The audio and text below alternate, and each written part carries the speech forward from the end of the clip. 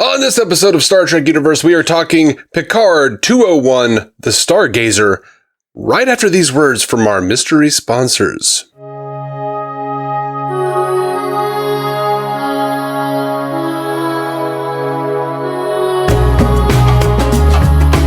Welcome to Star Trek Universe, a podcast where you get to listen in on the continuing Star Trek conversation the two lifelong friends have been having since they were 6 years old. My name is Matthew Carroll. I'm David C. Robertson. Dave, how you doing, bud? I'm all right, man. I'm a little tired. My back is all jacked up, so I didn't actually sleep very much. And then I was like, this is my life where like my alarm goes off and I'm like, well, gotta wake up, gotta go watch Picard so I can cast. Yep. Instead of going to like a real job. Yeah, it's like, not that this pays. No. It's just like, gotta go make the donuts. but it's like, gotta go make the podcasts. Mm-hmm. Oh, man. Yeah, dude. Absolutely. What a life, though. What a life we get to live, that we get to, have part of our day be watching a Star Trek thing and talking about it here on the podcast. Right. And today, I gotta say, is a great day. This episode lit my brain up in so many good ways. It reminded me of classic Trek so much. And by classic Trek, I mean some of my favorite era of Trek. You mean TNG? No, actually. Really? This reminded me of Star Trek 6, actually. Like the way they shot the ship. The way they shot the corridors, the way they shot the crew. It reminded me so much of, and I don't know, the way these are like old friends getting back together to be on the ship again. They're not really officially on the ship, having these, it's like, it didn't feel like anything from kind of the series. It felt like a movie. It felt, and the way they even just shot the bridge crew, I don't know what they did, but the look of the film looked like Star Trek 6 to me, or even maybe Star Trek Generations, like just the sort of the way they shot it. I don't know. Even like the people running around, grabbing weapons at the beginning reminded me of like, I don't know, some of those like fight sequences in some of the older Trek films. And, but it was cool because it combined that with the, a lot of this newer stuff, and spoiler alert, getting into it, but this is how you bring back the Borg. Like, I have not been interested in the Borg. Like, the Borg are always going to be something that I care about, but nothing they've done with them in a long time I've cared too much. But like, this was intriguing. First off, calling out Picard, always cool, because the Borg have this relationship with Picard. Then they are, asking for peace, which is something we've never seen. And like, just immediately you're thrust into this wonderful, like, argument between Seven. Like, Seven is the one who is like, on few seconds before is like, yeah, there's just all these old tensions about the Borg and all this old racism. And then as soon as the Borg are like, let's have peace, she's like, kill them all. Yes, that was hilarious. She was like, I don't understand why they don't accept me because I'm a Borg. Wait, it's a Borg, kill it. Yes, exactly. And I kind of bristled because I was like, man, I kind of wanted the story to pick up where it left off. But then like, I just found myself incredibly interested where all these characters are now. Rios has gotten over his fear of the Federation. Seven is kind of living this life on the ship with La Serena. Yeah, La Serena, with the crew that has been condensed into one hollow. She says that she combined the hollows, and so that is so much fun. the hollow was great. That was a little mind-numbing for me. I was like, why? I don't know. Maybe it's just because maybe it's because I've gotten lazy. When I was young, and I used to watch Star Trek, I would love when they would speak in other languages and I'd have to read it. And I'm like, God, this is like real sci-fi. And now I'm like old and I'm like, I don't want to read. Just give me English or give me death. Like, I'll happily sit and read a book for several hours. Right. But I don't want to read if I'm watching TV. Yeah, I'm trying to lay back here. I will say no, it's fine. I don't mind the reading. I will say he spoke very quickly, and the subtitles moved a little fast. Yeah. I do miss all the versions of him, the different versions. I liked seeing him portray all of those different versions. I did too. I loved that, and I'm going to miss that if they don't bring it back. Mm-hmm. And it brought up questions of the morality of holograms again, because this Emmett seems to fully have some sort of sentience. Like, he seems very excited to fight. He seems, and maybe that's just his programming, but like, we know from the doctor that like there is sentience is possible in these holograms, and this is even 20 years later. So I just got to imagine there's a possibility of sentience there, and she's just like, yeah, just combined all 7 of you guys. Like, you guys be the same person. That feels like a weird decision. I guess maybe he was part of it. I'll headcanon that he agreed to it. Yeah. Which, I don't know if you've taken note. We do have a new showrunner this year. Is Terry Matalas. Last year was Michael Chabon. And Terry Matalas just posted this thing. He posted an excerpt from an interview with Patrick Stewart, where Patrick is talking about how great it's been to work on this show. They're just wrapping up season 3 in production. And he's like, I am working with crew members who who watched Next Generation and were really like deep into that. And then like Terry like just showed that picture of that piece of interview and said, "It's me." And then I didn't know this. I didn't even realize this because I guess I'm a bad podcaster. I don't pay attention to the news quite enough. But I noticed on the opening credits, Bart Bernardin is a supervising producer on the show now. Oh, neat. From Fat Man Beyond. Yeah, I know Bart Bernardin. That's great. He's done good stuff so far. Like, I've liked the things I've seen that he's done and been a part of. So that's cool. That's real cool. And when he started co-hosting with Kevin on Fat Man on Batman, one of the first things that like they talked about that made me go, oh, was he was working for like Entertainment Weekly or something, and they had him do like a countdown, like the 100 best Star Trek episodes, and he was like going throughout all of the series, and he just knew that shit. And I was like, that's pretty cool. And as I've listened to the show, I'm like, dude, he's actually a pretty adept writer. Like, oh yeah, and he's started to write for real now, and I'm just really excited that he's involved creatively here. What a fun way to become a writer. Like, he basically became a writer by like doing live writer's room activities with Kevin Smith on the podcast. Mm-hmm. Like, someone would ask like, what would you do? What would you do if you were given a Star Trek movie or whatever? Like and he would like spitball the idea right there on the show.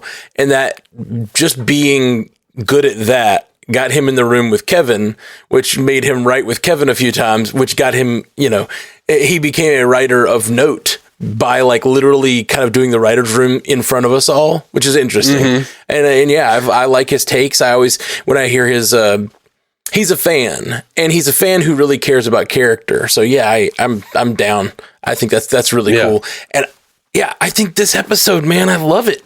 I absolutely loved it. I have my worries, but I cannot say a bad thing about the first episode. I can. Yeah, go for it. Say all the bad things. We talked about it a couple of weeks ago, I think, on Discovery. I don't like the in medias res. I don't like starting in the middle and then going back to the beginning. Like, oh, here's all the shit's coming at you. Oh, what's happening is chaos. 48 hours earlier. Yeah, I'm not a huge fan of that, which it's a way to get you into it, especially if you're beginning is slow. Right. Which this one was. That is why they did that. I know. And I know that I totally understand why they did that. I don't love that either, but it also, that is what gave me that like sort of Star Trek 6, Star Trek Durations feeling, was all that is just like Starfleet crew grabbing weapons, running around the ship, like looking, I don't know, it reminded me of some just classic Trek, and that did get me feeling like I was in the world, which was nice. But therein lies the rub, though, and that what your worry about the beginning of this episode is basically my worry about the rest of the season, which is I really like Star Trek to move forward, and I generally like stories to move forward, in time. Time is the final frontier, Well, I guess you just have to catch up like Guinan. Narratively. Yeah. Or Q later on. Exactly. It's interesting, though, that you keep saying that it looked like Star Trek 6 or Star Trek Generations. To me, those look like two totally different movies, like in cinematography and the way the camera moves. But to me, what I was thinking of was Star Trek Nemesis. Not in terms of all the bad stuff, but just like the way the camera was moving down the corridors, like the grabbing of the weapons, like the darkness levels, like the light levels really felt like First Contact or Nemesis. The ship itself, like the lighting in the ship looks more like that. But something about the way, I don't know what it is, the way they chose the distance from the camera to the subject and like the amount of blur and the amount of depth of focus and stuff, something about it. I just watched it and I just felt like I was suddenly, I think it was just, it also may be like what Starfleet is. We have not been on a Starfleet vessel in a while.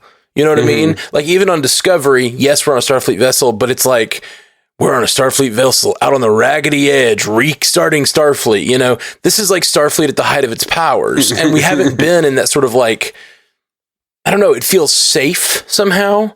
Like you feel like when the fleet started showing up to be with that Borg cube, I was like, oh, right.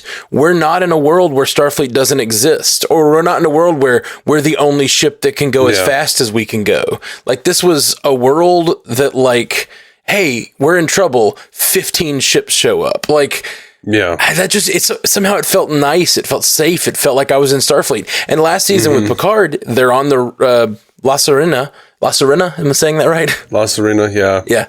And they're out, again, on the raggedy edge. They're all sort of like doing this sort of like, we're on the outer rim, Star Wars, Firefly thing lately, it feels like. And this just starting the way it did felt like, I'm in the Federation again. Like this feels like the Federation. And that what was so fun to me is that, they've been saying like, we're, wrapping season 3 and they're showing all these pictures of like command chairs and like bridge design and stuff. And I'm like, I want to see that stuff. I don't want to go back in time. Yeah. And now it's like the first episode. I'm like, oh, they're on the Stargazer and all of this stuff is here. So they're not really spoiling anything for season 3. Because like a few weeks ago, I was like, man, I want to see season 3. I don't even care about season 2 anymore. Right. But, now that's what was happening is they were on the Stargazer. But the point you're making is a point that I'm worried about season 2, because yes, this was all beautiful. I love this episode. And I'm so excited. The idea of the Borg wanting peace and not knowing what's going to happen and like really being on the edge of the future. You know how the Borg are, though. They're like, we will give you peace after we've assimilated you. Right. There's nothing more peaceful than the hive mind. Yeah. No, I agree.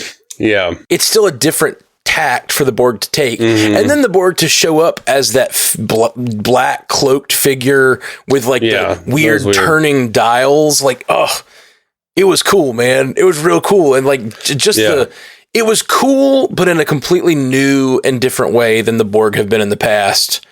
And it was a whole different kind of threat. Like the threat level of the Borg Queen being on one bridge and almost taking over an entire fleet of ships. Like that is crazy. Yeah. Same time, it looks really cool to have those tendrils coming out and smashing into consoles. Yeah. Same time, just like with Lower Decks and their evil computer thing, I'm like, do you not have Wi-Fi? It's the 24th century, century, whatever it is. Do you not have Wi-Fi? Just drain that shit, man. Just drain it. Well, it's all protected and shit. That's how I think of it. Like, it's all probably coded or whatever. Yeah, probably. But no, I mean, that's small qualm. I'm playing. You would think they would just have like some sort of like big magnet or something that would just do it. But right. Anyway. Yeah, I'm curious. And what the hell was that about, like, the Borg Queen quoting his mom? Yes. I mean, I guess he was part of the collective, so she would have those memories? Yes. That, or he just gave a public speech where he spoke about it. Mm-hmm. So if they're about to contact Picard, maybe they know what's going on in his life at that moment. Or the Borg went back in time and assimilated his mother, creating the problems that he has in his life. Exactly. Yeah, that's the other thing is we have that shot in his vision of the past of his mother being dragged down a hallway, and we don't know what that's about. So, like, there's a lot of things in this episode about his mother that I just didn't. We've never gotten into it. We've never gotten into it, and I love that. I love that there's that mystery, but also, like, I love how they handled it because when the Borg Queen says that, the look on Picard's face, it is him running through his mind trying to figure out how the Borg could know that. And it's like me and you are sitting on the couch doing the same thing. You know what I mean? We're like, wait, okay, he just gave a public speech. Or like you said, like she would have those memories. Or like in the exact moment, the confusion on his face was the exact confusion. I don't know. It's just something about putting me right in the mind of Picard and like I'm running through the same thoughts Picard is running through. I don't know. It's just something evocative about that. I loved it. Mm-hmm. You know, great. What my favorite thing in the episode was, and this is more than just nostalgia. I love when new things give old things meaning that it didn't previously have. Mm-hmm. For sure. So when he's giving that speech and he says, "My mother used to tell me, look up, let's see what's out there." Dude, I almost cried. Because if you recall in the first episode of TNG, Encounter at Farpoint, at the end, he says, "Let's see what's out there." That's beautiful. Yeah. That's beautiful. Oh, that's really great. God, help me. I also liked that. I mean, this episode is really about Picard and his relationship with love to some degree, and his fear of letting people get close. And we knew that his father and mother had a contentious relationship. We knew that from that episode. And we knew they fought. I believe from that episode, whatever. What are you doing? Opening a can of Coke. Okay. That seemed like a big struggle. I was trying to do it quietly. I was trying to do it quietly for the cast, so as not to draw attention. But I did the exact opposite. We're doing a video cast, and so you were like, I forget that it's the video cast. We don't do that. By the way, it's our first time putting this out on video. So if you guys like this, if you're watching this on YouTube, please comment and subscribe and let us know. Why would you like this? We normally do this on audio, but being such a big episode, we thought we'd throw out the video on YouTube today. So yeah, big old girthy cock of an episode. Did you just put down a marker, you bastard? For YouTube, I have to bleep curses, so I wasn't going to cut it out. I was just going to bleep it. So. I like how you just now answer me by putting down a marker. That you don't even answer me; you just put down a marker. Oh no, I laughed. That was me getting back into that moment by laughing again, so I could merge the two, which I will do again now. Marker. Well, now you can't cut any of it. Oh man. So. I guess I'll say the thing I'm worried about, which I know I've expressed on previous episodes, but like, yeah, I'm so excited about where we are in this episode, and then to go away from that story. Like, I really just wanted this story to continue, and I understand that it probably will. That we'll probably get more of it. It'll probably we see. Yeah, I don't know if you watched the this season on. Of course, like. you know, we know we're going to get Borg Queen, the old version of the Borg Queen, but it just kind of feels like I felt like we're literally on the cutting edge of Star Trek. We're on the new frontier, you know, like this is it. Yeah. Like Fenris Ranger stuff going on, first Romulan in the Federation, you know, new type of Borg. And then it's like, now let's go visit the past for the rest of the season. And I'm like, what? Like, it just better be good. Well, now it's got to be an alternate universe. Sure. Yeah. Yeah. It's not the past yet. Well, except it is. Is it like, right. You're right. They're going to find out the alternate universe thing, which we kind of found out the end of this episode. And then they're going to have to go to the past and tell that just kind of well-worn Star Trek story. And I'm a little worried they're just going to solve it all back there and come to the future. And maybe like, you know, we're going to get like what, 10 more minutes of this future. Like, I don't know. I don't know either. I don't know. Did you notice though in the alternate universe when they were showing, they had like a zoom in to this big city, or it was like more like a wide shot. It wasn't really a zoom in. Anyway, there's like a big statue, like a glowing statue. It's totally Data. Oh, it's totally Data. It's totally Spiner at the very least. Cool. Well, maybe it's Spiner. As you know, the father of robotics or whatever, soon. Yeah. Because it would make sense. We see an android that's working for Picard on the vineyard or whatever. So yeah, it seems like in this world they did not outlaw synthetics, at least. Yeah. They've just lifted the ban in the normal reality, so maybe they did in the other, you know, who knows. Yeah, but I'm just saying, like, those two data points, like the fact that points. God, we're lame. Truth. So true. Like, data points. It's really bad. It's a really bad joke that we both made.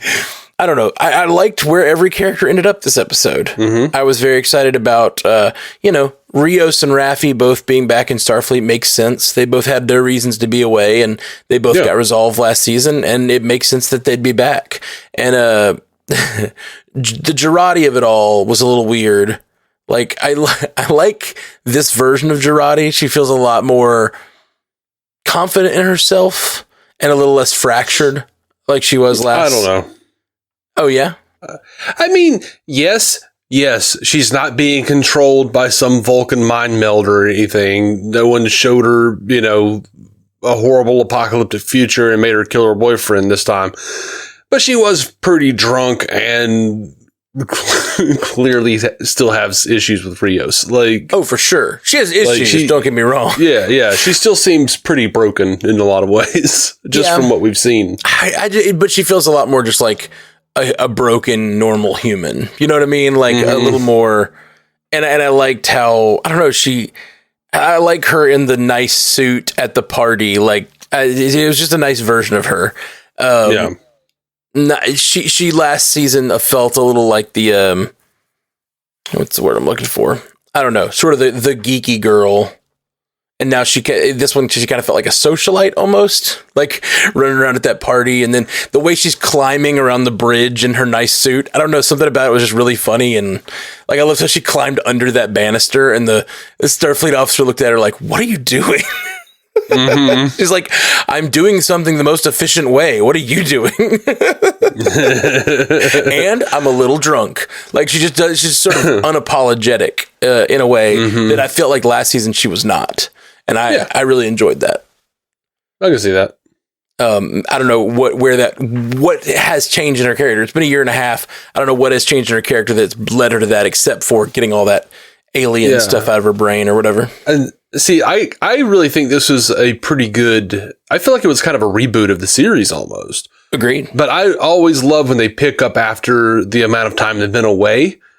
I like to see and learn where everybody is. That's what I loved that about the old Star Trek movies, how you would come back and like, oh, Chekhov is on this ship. He's on whatever, the Grissom now. And oh, look at this. Spock's over on Vulcan or whatever. It's, you know, and they all have to come back together to solve a problem. Mm-hmm. I love that. I also love things that pick up right where they left off, like Star Trek 2 through 4 or whatever, you know? Yeah. I like both things, but I was expecting more of because of some of the things we'd heard in the news, like hearing that Girardi was going to face consequences for what she'd done, stuff like that. I was kind of expecting like us to open on a trial or something like that, but that's just already happened. It's been a year and a half.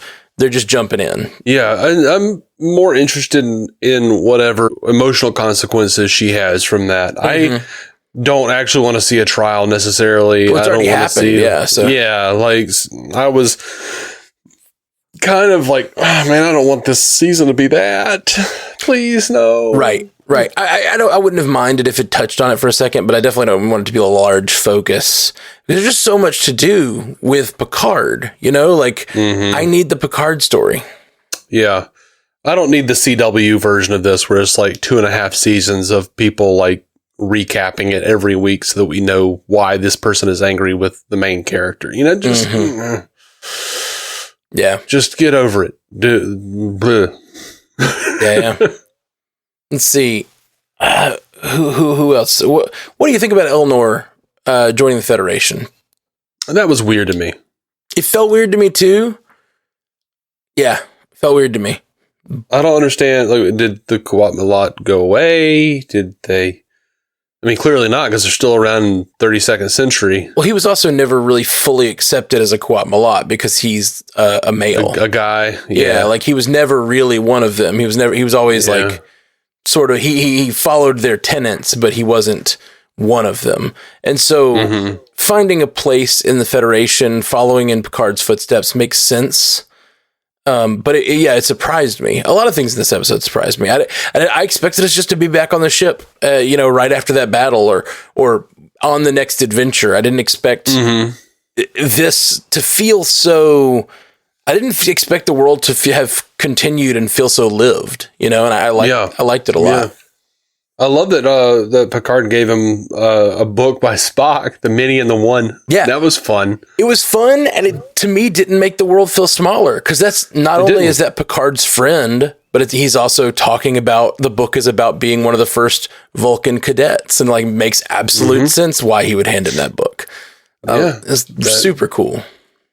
And I love the double meaning of the Stargazer. Look to the stars. We're going back to the Stargazer. Like that's fun, man. That's all really cool. Yeah, that was some tidy writing, I guess, that I enjoyed. I completely agree, man. I completely agree. The whole thing his mother said to him and how that resonated with what's going on with his character now, I found completely fascinating. In light of that. What was that episode called where he goes back to, I keep wanting to use the episode title, but I'm not remembering. It's like when he goes home. Do you remember?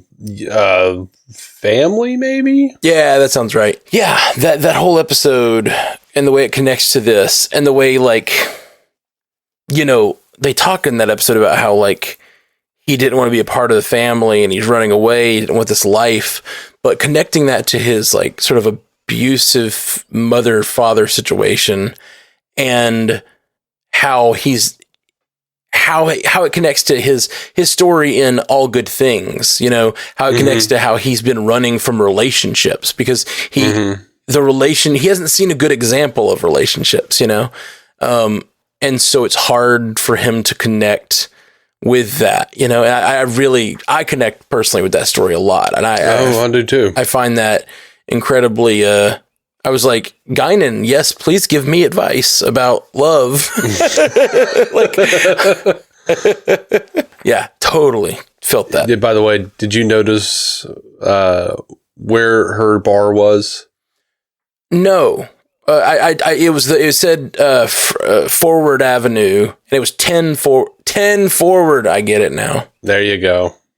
Literally didn't get it till I said it out loud. I literally looked it up online to see if that address existed because it said Forward Avenue Historic District. And I was like, Forward Avenue?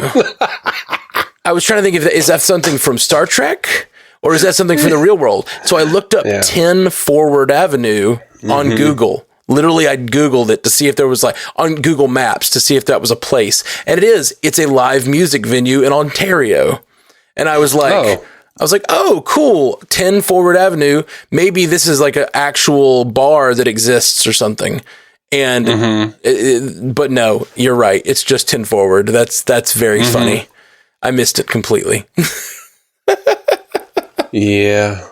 I feel real dumb. Especially having tried to solve the puzzle and not not realizing, because I was doing it all in my head. I didn't say it out loud.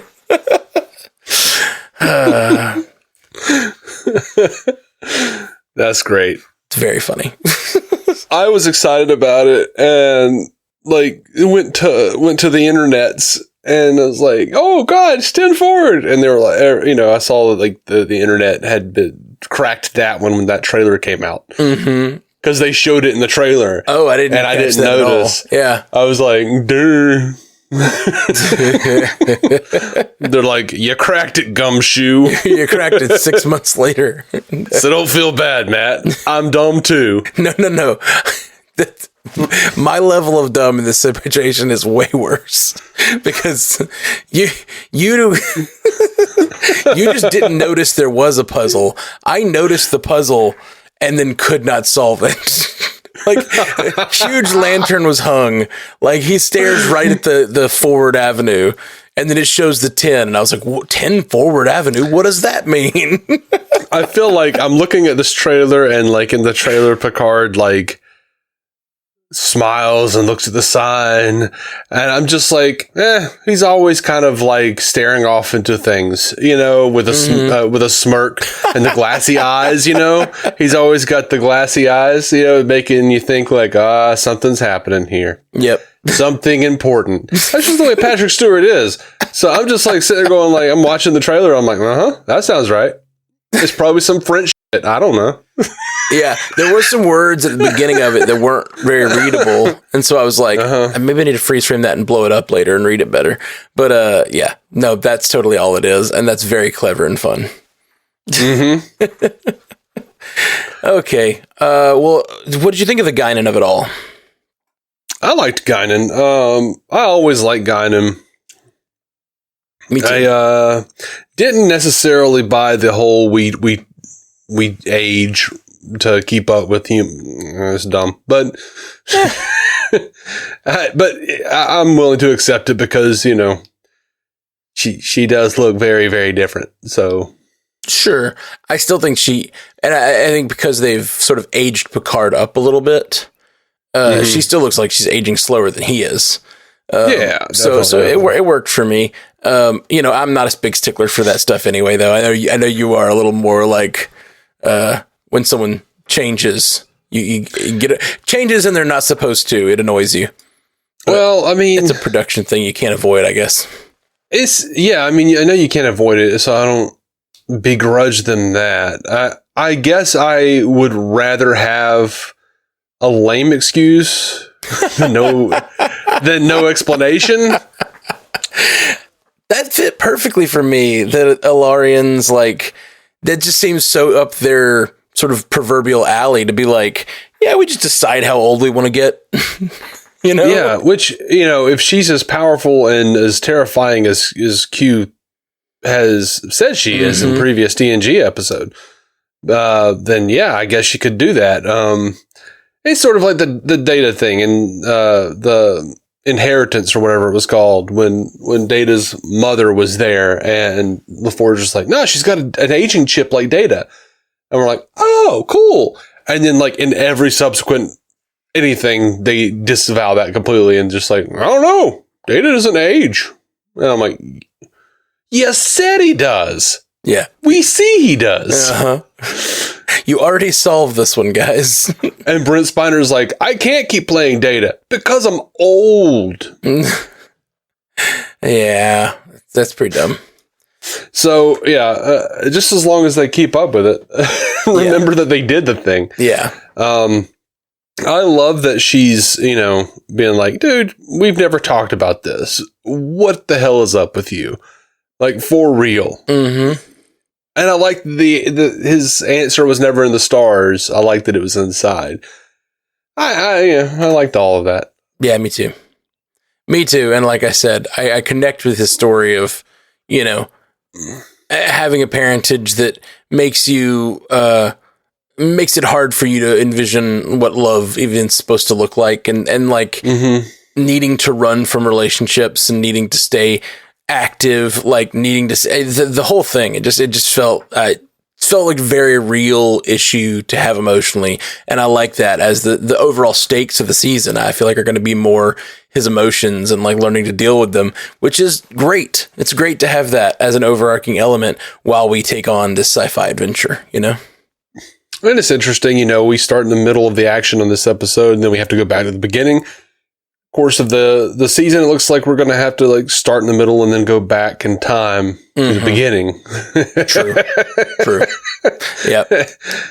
And we're also doing that literally with Picard thematically, like in his emotional life. Like, starting here, let's go back to the beginning. What happened with your mom, buddy? Time is the final frontier, as they say. This is going to be the like, you know, looping around on itself. And he also talks about how going back to the Stargazer is like going back to the beginning. It feels full circle. So I think that's definitely a beat us over the head theme this episode. Like, let's go full circle. That's like the whole thing.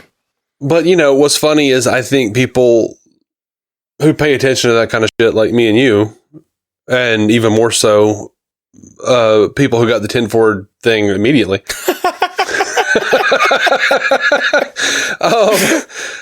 We get that shit, but I don't think most people do. Like, general audience, they're just like watching a show. I don't think they care about the themes, and you know what I mean? Like okay, like my sister Ashley, very smart. She's a freaking nurse, very intelligent. She watches TV. She doesn't see that shit. She's like, so I don't know. It's a show. It was whatever was happening. I was looking at Instagram. Yeah, and then I got up and got my kid a snack.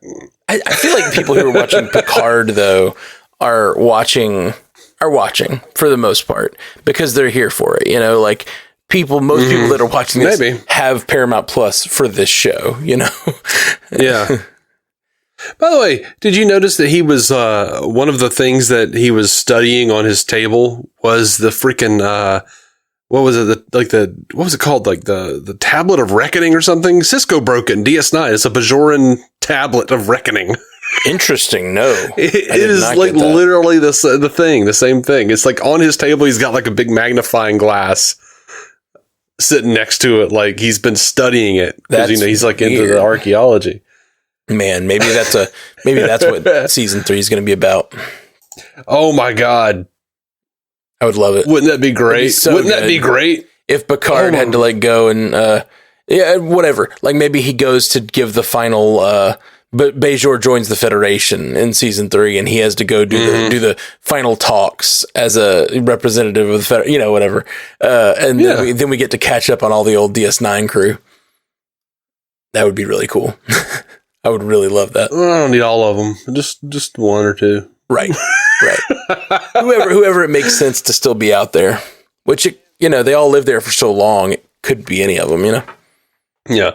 Someone's been, took like a recent picture of Calamini and made up basically a Picard looking poster for him that said, Star Trek OBrien. And I'm like, oh my God, I would be here for it. Yeah. He's like one of my favorite all-time characters from Star Trek. And I just love that actor. I'm like, dude, if we did Star Trek OBrien, I would just be like head over heels. Yeah. I would be so happy. For sure. He was on the season of Always Sunny, by the way. I know. Did you? Oh, yeah. Okay. I don't watch the show, but I saw a trailer and I went, damn it, I got to catch up. Yep. You're like, dang it, 4 seasons I got to watch or whatever. It was pretty good. 4 seasons? Isn't it like 40? It's like 14. I just didn't know how far you were behind because I knew you used to watch it.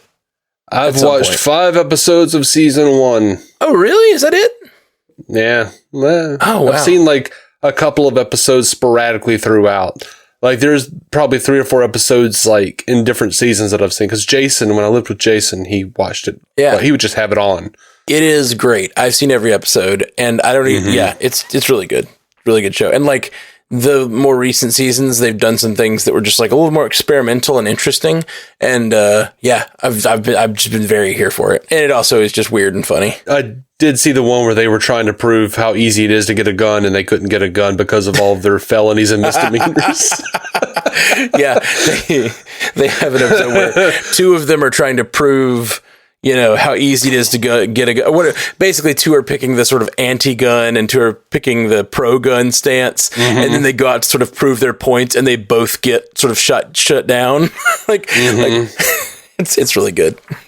Aren't Charlie and Mac just running around like with weapons trying to like protect a school, and they're trying to get them off of the school grounds because they have freaking weapons?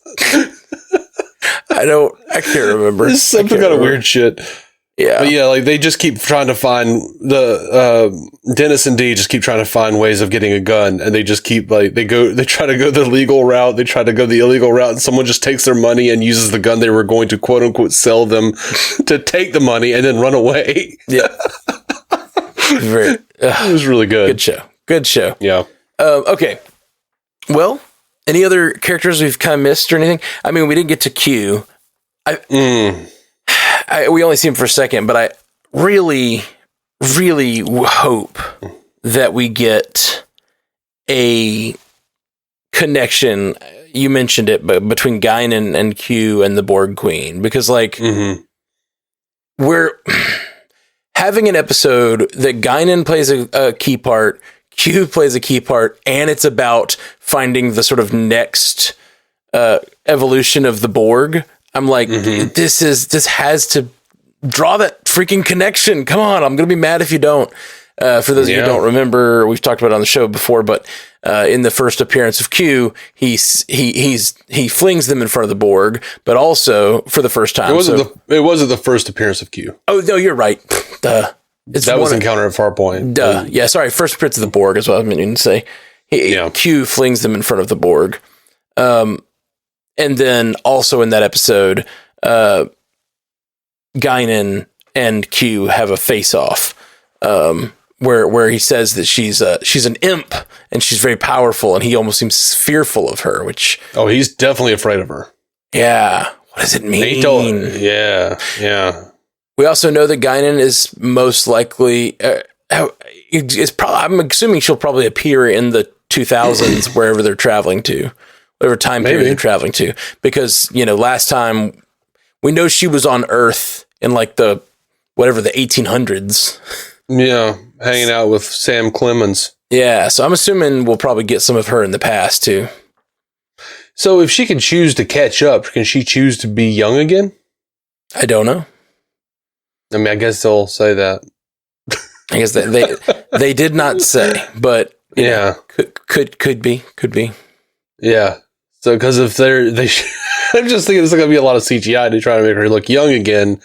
Like, oh, this was me back in the past. And then she was like, I was married, so I aged, and then I got young again. Yeah, I don't know. Either way, it could just be that she said she controls the speed of her aging. She didn't say the direction, but and honestly, it feels very Elorian to be comfortable with the idea of like, I could have a 2,000-year life, but you know what? I choose that this is going to be the time I'm going to live the rest of mine with my friends or whatever. That kind of feels very Guinan-esque to just be like at peace with like, it's time to age. That's cool. I dig it. Yeah, I mean, they're friggin' Time Lords, I guess. Maybe that'd be cool. Yeah. Let's finally cross it over. Yeah, exactly. Let's finally do it, y'all. What would Guinan's TARDIS be? The bar. Yeah, you're right. It would have a riddle on the outside that we just could not solve. But everyone else could. It was in clear English. Plainly stated. Okay, well, I guess that's about it. I'm so excited about this season. Maybe like more than I have been. This episode really, last season was good, But every episode, I kind of just felt like I wanted more out of it. And this episode, I do not feel that way. I felt like my expectations were greatly exceeded. Yeah. Dude, when he wouldn't kiss Laris, I was like, man, I mean, she cute. Okay? Like, do what you gotta do and then suss out your feelings later, bro. Mm-hmm. You're like 100. You're not getting a better offer. Yeah, no, that's definitely true. I'm with you, but I love how flawed as a character he is, because I love the conversation with Guinan a little later, and he says, what's the line? Oh, there's a line that's so great. He says something like, you think I am not a brave man, or something like that. And she's like, you've done brave things of a sort. You know, like, you're brave in some areas, but not all. Like, you're willing to risk your life, but you don't want to open up. Yeah. She's like, you've risked your life. And he's like, that's a pretty big thing to risk. And he's like, you more than anyone know that there are worse things than death. Mm-hmm. Ugh, it's just such good writing, man. I love it. Good job, people that are writing this. Just really, really good job. I was very pleased. Yeah, I'm floored. I'm like so freaking pumped to cover this. If you're finding us for the first time, this is the first time we've posted on YouTube. So if you're finding us for the first time or whatnot, like, or you just found us because of you're searching Picard right now. We cover Star Trek every week, basically, because they make it every week these days. Sometimes twice a week. This week we're getting 2, which is crazy. So a couple days from now, we'll drop a Discovery episode too. If you haven't caught up on Discovery, I know a lot of people kind of fell off after the first season. I talked to a guy in a bar last night, and I mentioned that, I'm going to go home and watch Picard, and he was like, oh, that's back? Cool. I might get Paramount Plus again. I was like, okay, cool. Yeah, you should. It's good. And he's like, I watched that Discovery, but I really didn't like how they confused the Kelvin timeline with by having Romulus be destroyed. And I was like, that misconception is still going around by guys in bars. Like, he was like, yeah, that's the Kelvin timeline where the Romulus exploded, not the Prime timeline. I'm like, no, you didn't get it. You didn't get it, and you're not watching a show because you're mad about a thing that you didn't understand. I'm mad at you, sir. I'm like, I said good day and just walked out of the bar. I would have had to explain it. I would have been like, no, Romulus did get destroyed the Prime timeline. Oh, I did. I fully did. I joked that I like pulled a Barney Stinson, but no, I was like, actually, sir, let me explain to you why that works and why you should go back and watch 4 seasons of Discovery. So you can get mad about how quote unquote woke it is, because I know you're totally that guy. Probably so. Well, thank you guys for joining us. We love you very much. Jolan True. Live long and prosper. Thank you for listening to the Star Trek Universe Podcast, a Stranded Panda production. If you'd like to hear more from David C. Robertson, check out the DC On Screen podcast or maladjusted.tv for his web videos. If you'd like to hear more from Matthew Carroll, check out the Marvel Cinematic Universe podcast or listen to his music. Just search for Matthew Carroll anywhere you get music.